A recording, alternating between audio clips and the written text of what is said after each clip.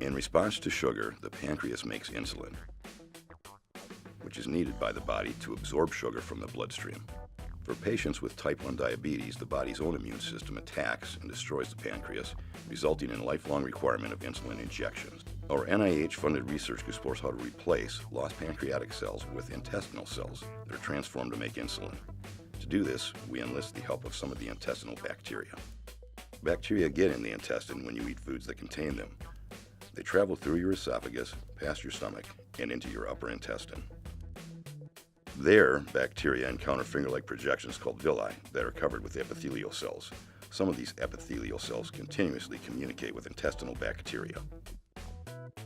Our lab makes intestinal bacteria which communicate with the intestinal cells in such a way as to transform them into pancreas-like cells.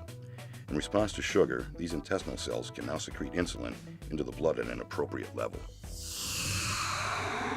We are also making synthetic intestinal models that capture the 3D environment of the intestine to better understand how bacteria can be altered to perform functions in the intestine. In this fluorescent image from the inside of one of our synthetic intestines, you can see the blue-stained epithelial cells on the villi communicating with bacteria cells, which are stained green. These models will be used to optimize communication between our engineered bacteria and the epithelial cells of the intestine so as to prevent and treat diseases like diabetes.